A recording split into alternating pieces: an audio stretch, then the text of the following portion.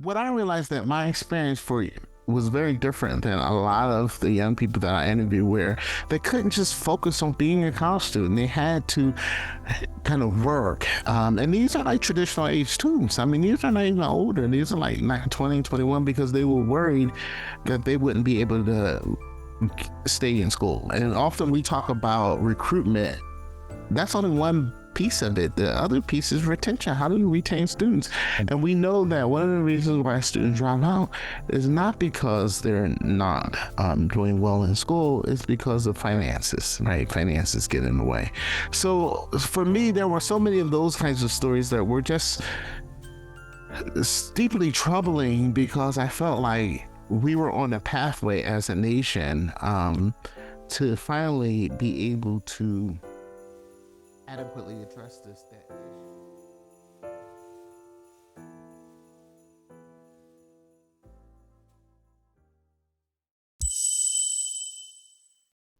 Hey, this is Jake Small, author of For Every Black Boy, and you're listening to Ed Up Accelerated Excellence.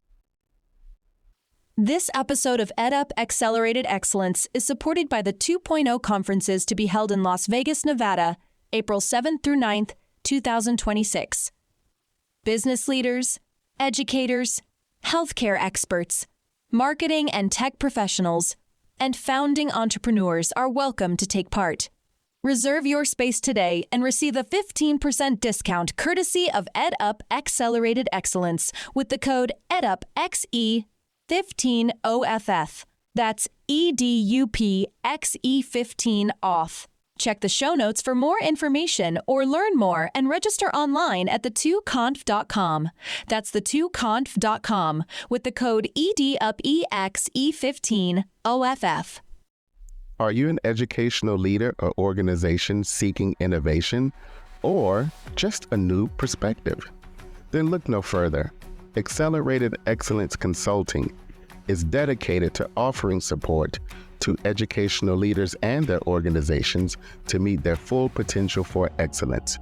Services include strategic planning and problem solving, continuous improvement expertise in areas such as assessment and accreditation, and professional development, empowering leaders, individuals, and groups for personal growth for organizational excellence.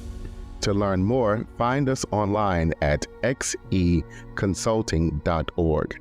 That's xeconsulting.org. Welcome to Ed Up Accelerated Excellence, the podcast for the advancement of educational excellence and equity.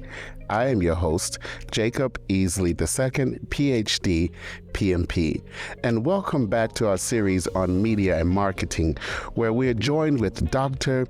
Jamal Watson in the second installation of his episode. Dr. Watson is an award-winning journalist. He is executive editor at Diverse Issues in Higher Education and is associate dean at Trinity Washington University.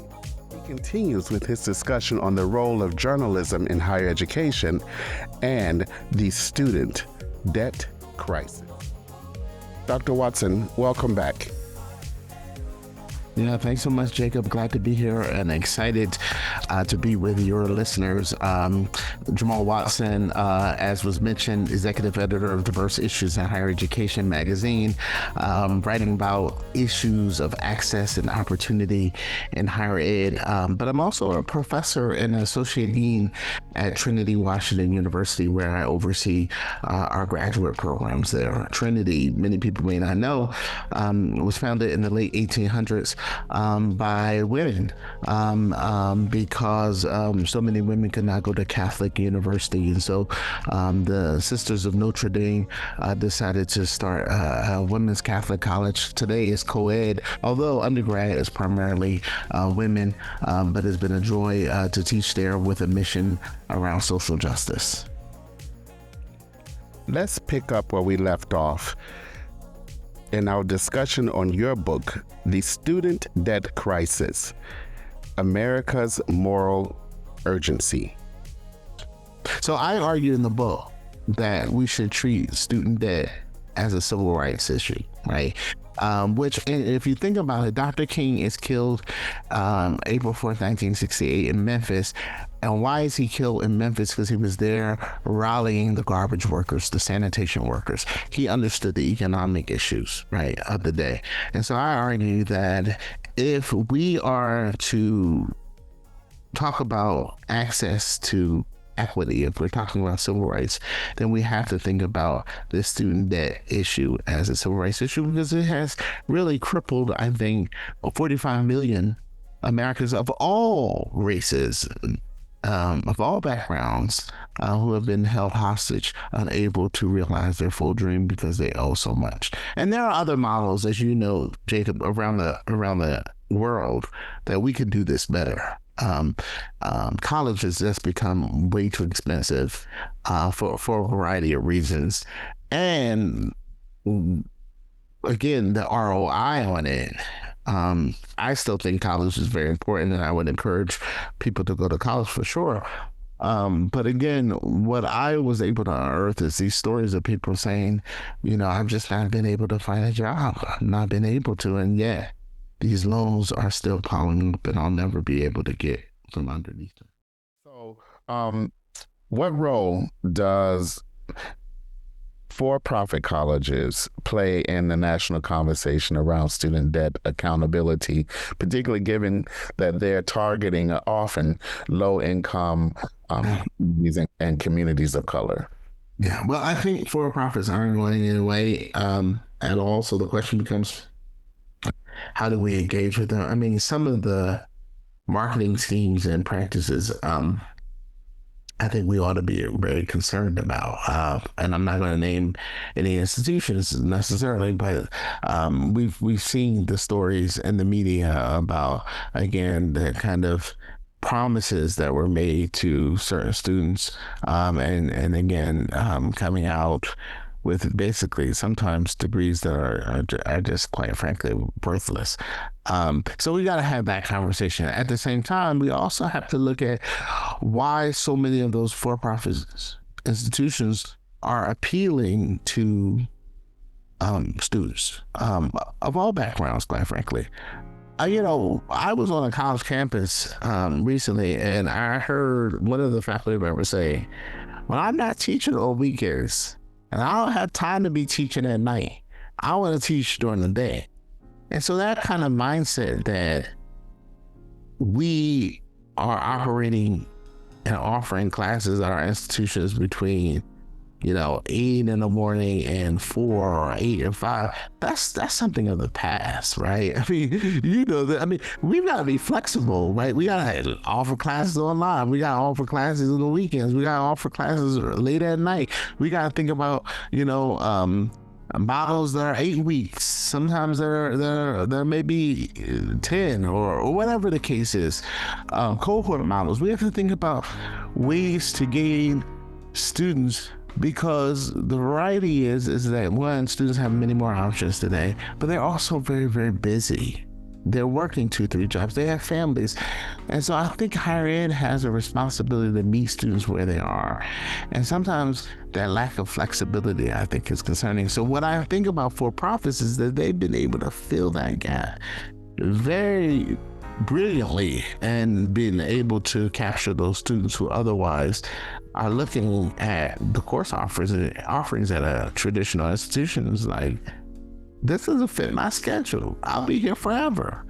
And yeah, a for-profit saying, well, if you come here, we can get you through an accelerated pathway, and we can get you a degree.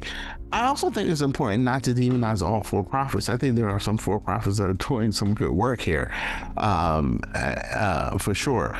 But I do think we need to always be mindful of and helping students understand the ways in which a degree will be viewed, particularly in the industry and field that they're going in. So in higher ed, that's significant.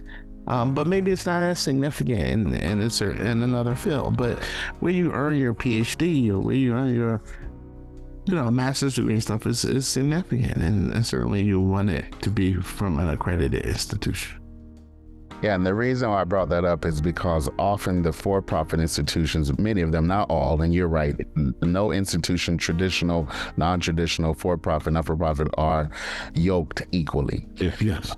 But the issue is many of those are for-profit institutions. Students have to pay out of pocket due to a lack of what might be federally recognized accreditation, which then limits or prohibits the institution's ability to offer federal financial aid to students. Yes. And so that's the reason why I wanted to make sure that we address that and clear up for the fact that what for-profit is. And I think in this case, it's just the model in which some are perhaps able to offer federal aid, but not necessarily all. Yeah, and I'm concerned that sometimes we group all of the for-profits together in the same way that, again, just because there's a college institution that's classified as a nonprofit doesn't mean they doing what they're supposed to be doing either. So again, we got to get rid of that stigma and start looking at the institution and the specific the programs that are offered there. Yeah, and I think what's important, which is often not in the conversation, is the cost to offer higher ed increases. We have to pay folks to teach classes. We have to pay for the infrastructures. So nothing is, the management of higher ed comes at a cost. And so that's often underwritten by tuition dollars. But Yes. you don't have huge endowments. Mm-hmm. Yeah. So if you had the attention of Congress for 5 minutes, what would be the single most urgent policy change that you'd advocate for regarding student debt?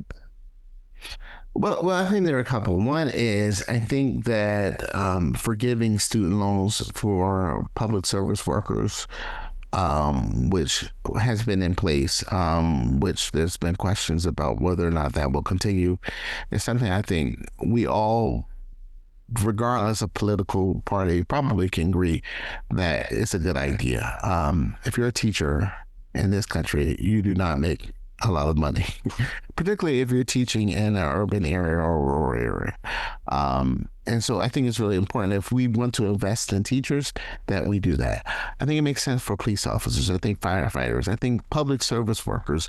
I think we could probably all agree that if you are entering in that job profession for X amount of years, we can figure out what those years would be, that either all or some of your loans should be forgiven. So that's the first thing I would say. But I think we also need to look at what the Biden administration, and I think Elizabeth Warren from Massachusetts and others have said, is that perhaps there's an opportunity for us to say that we'll offer some limit, and I don't know what that is. So it could be 20,000, it could be 40,000, whatever, to students to help them, which is not unusual, right? I mean, we give people, we have given people rebate checks, right? We've given them all kinds of subsidies, like during pandemics and all of that. So this is unprecedented for us to be able to say that we'll forgive a portion of student loans so that it at least helps, during this difficult period, particularly as we're still grappling with inflation and all of that.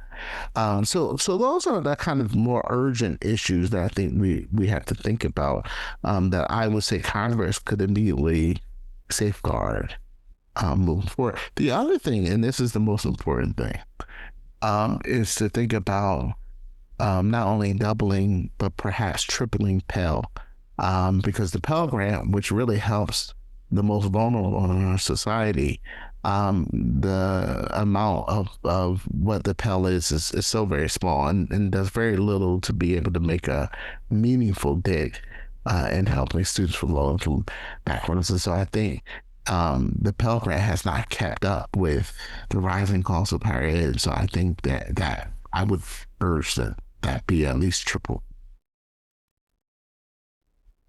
And we also have things like the Teach Grant for those in education. I believe it's, correct me, is it 5,000? Yeah, it's something around that. It's very low. So So you can imagine for those who are in school seeking to become teachers, you can apply for this the Teach Grant if your institution is eligible, but it's a small amount. Even though it's small, that amount still helps. Uh, but it does revert to a loan if you don't pay it back.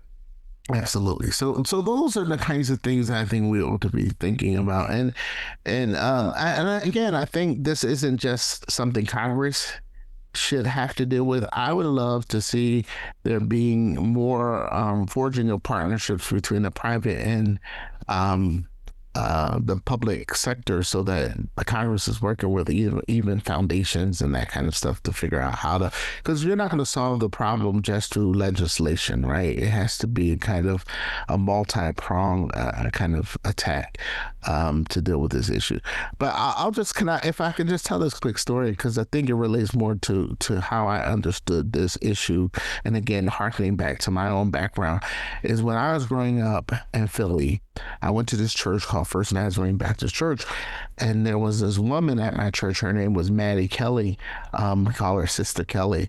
And Sister Kelly, for the 4 years I was in college, every Friday she would send me a letter in the mail, and she would say, "I'm so proud of you. Keep up the good work," and it'd be $20 in the card. And that lasted for 4 years. She never missed a week. And my mother would go to church and say to her, "Stop sending that boy money. He don't need no money. He all right." And she would say, "No, I'm helping him." And I'll tell you, like, $20 didn't seem like a lot, but it got me through college, because it was the little things, like you need like some toothpaste, you need some deodorant, like basic kind of neat stuff that she was able. This woman never went to college. She never even graduated from high school, but she was my Sunday school teacher. And she cared enough about me that she invested in me in that way.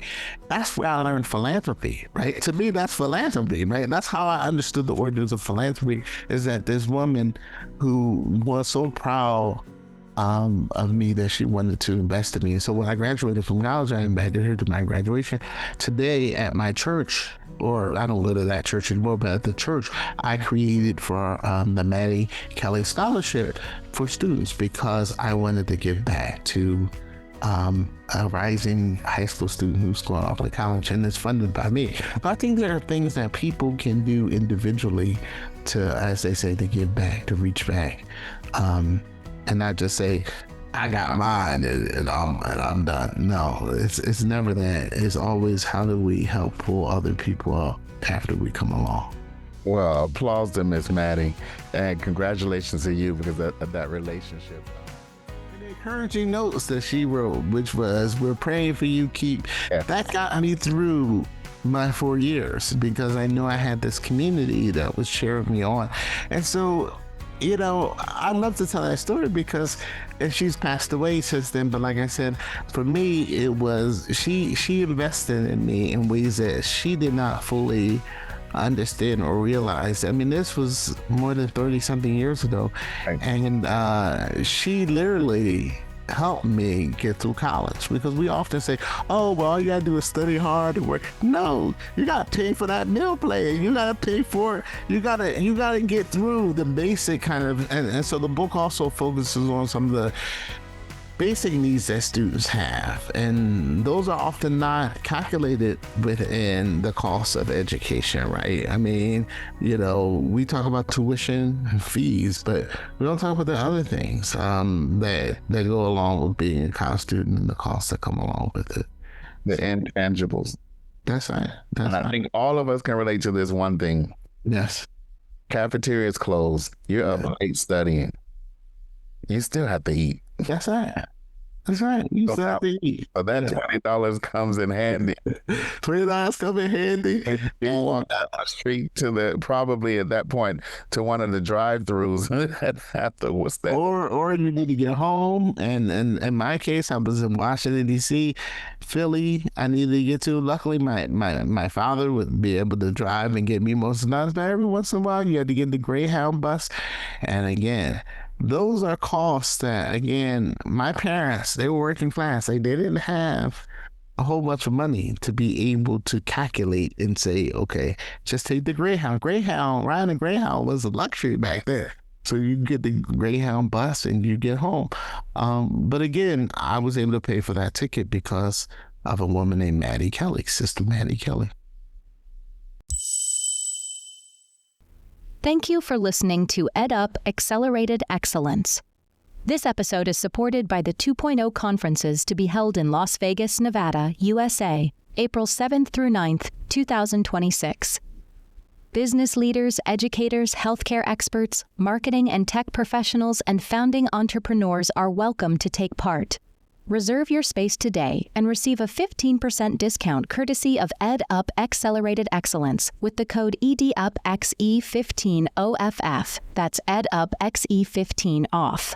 Check out the details in the show notes or learn more and register online at the2conf.com. That's the2conf.com with the code EDUPXE15OFF. Are you an educational leader or organization seeking innovation or just a new perspective? Then look no further. Accelerated Excellence Consulting is dedicated to offering support to educational leaders and their organizations to meet their full potential for excellence. Services include strategic planning and problem solving, continuous improvement expertise in areas such as assessment and accreditation, and professional development, empowering leaders, individuals, and groups for personal growth for organizational excellence. To learn more, find us online at xeconsulting.org. That's xeconsulting.org.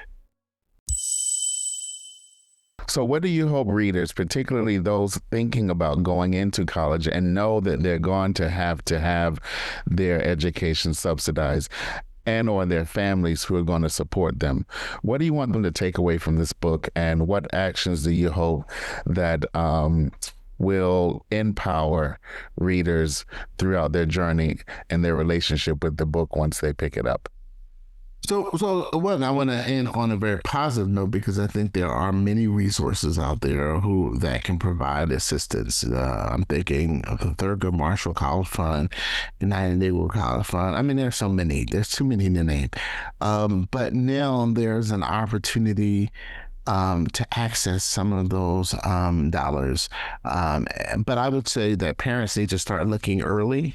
And again, oftentimes we wait until a student is about to go off to college. I believe that we ought to start thinking about how to access dollars even as early as, middle school. If a student is thinking about potentially even going to college, I think it has to happen much earlier than a student graduated from high school. But I also think that we need to think about financial literacy, right? I remember when I was in college. Now, thankfully, we've gotten away from this, but I remember coming out of my dorm room and there was a board that had all of these offers for credit cards, and they were, you can get a credit card and you get this, and of course, so many young people I knew were getting these credit cards, and they were buying all kinds of stuff, computers and sneakers and all of this stuff. And to some degree, that's still happening. I have to remind my students, not so much graduate students, but undergraduate students, they say, oh, I got, a refund back from my loan. I'm like, you still have to pay that money back. But they actually think that, it's free money, and then they can spend and go buy stuff that they don't need. So I think we have to really start helping people understand how to manage their money, and think about education in the same way that you would these other things. But I also hope that individuals who engage with my book realize that there's another way, right? That just because we've been doing it this way for so many years doesn't necessarily mean that it is ideal. And I'm hopeful that we can reimagine. I know in our kind of society that we're living in now, where things are politically charged and people are often having the conversations, I hope that there's some courage to kind of reimagine and rethink what the possibility could look like in the future.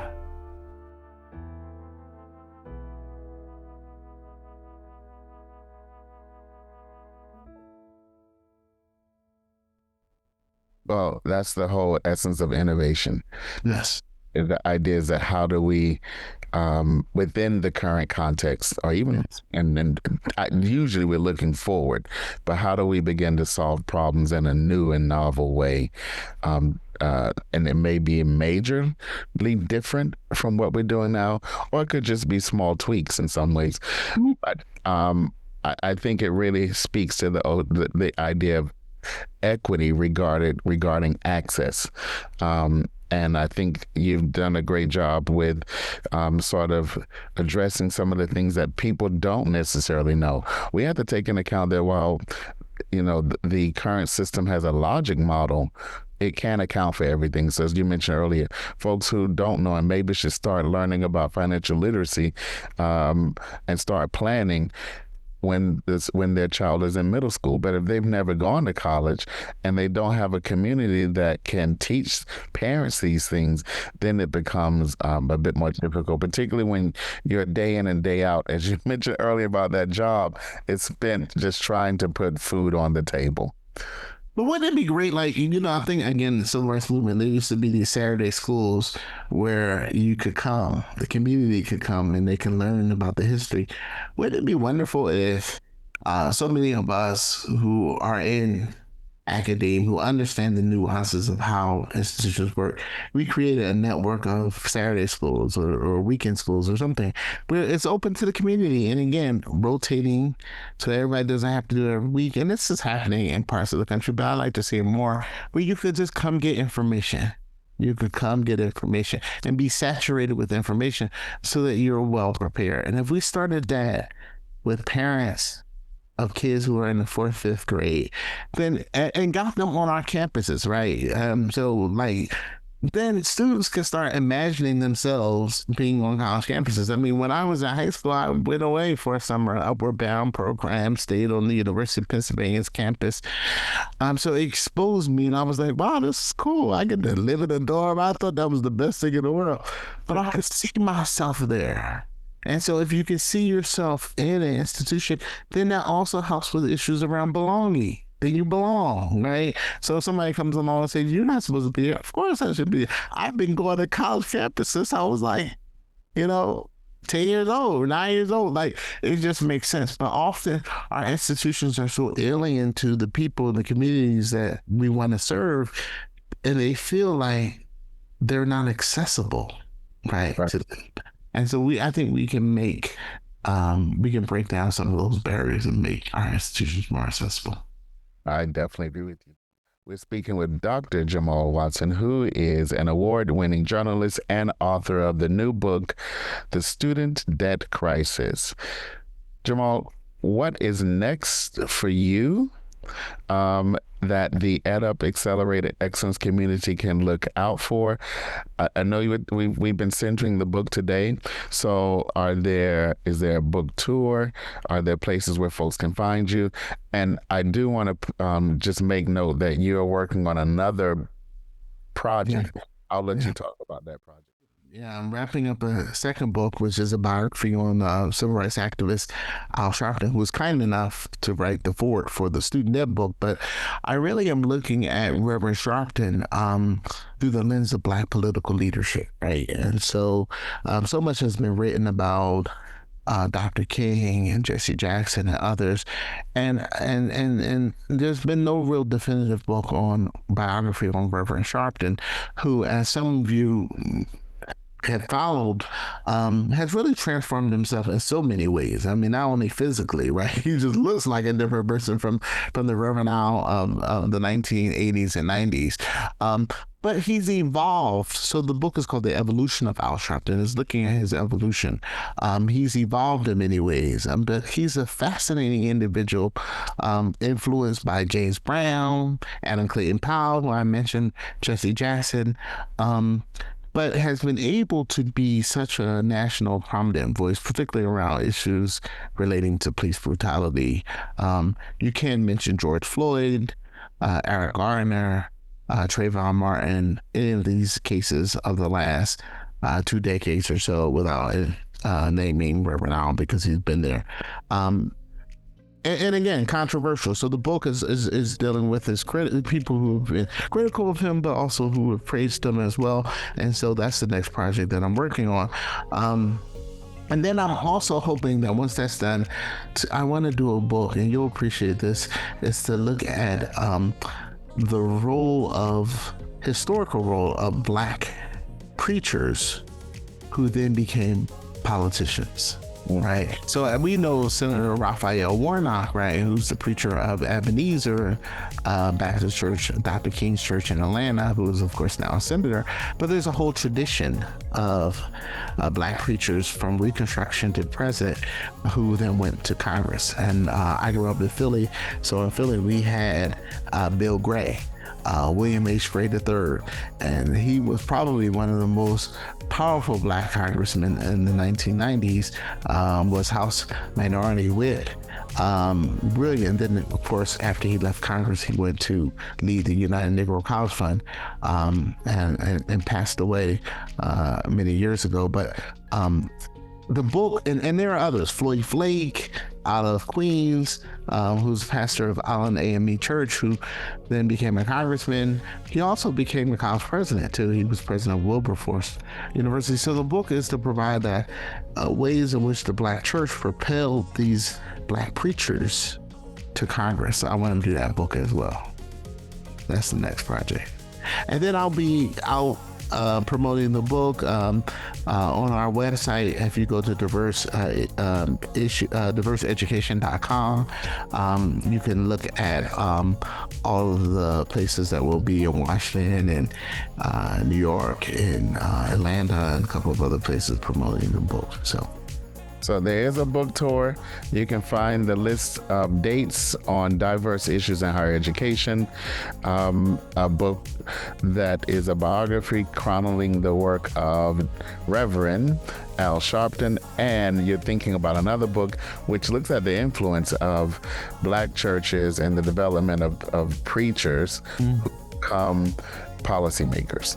Yeah, and of course the most famous is Adam Clayton Powell, Yes. right there in Harlem. So I think no one's done that book, and to me, again, as a journalist but also a historian, it's important to capture our history in a way that I think generations will appreciate. So Jamal, we absolutely appreciated this time to learn with and from you here at EdUp Accelerated Excellence. Well, thank you so much for having me. This was a lot of fun. I learned so much, and looking forward to coming back again. Oh, well, you definitely have yes, you have an open door. So whenever you want to come back. Thank you for engaging with EdUp Accelerated Excellence, a member of the EdUp Experience Network of educational podcasts. You can find this and other episodes on Spotify, iHeartRadio, Apple Radio, and other outlets where you listen to your favorite podcasts. If you like this episode, don't forget to follow us and share within your network. To leave a comment or suggest a guest, contact us online at edupxe.com.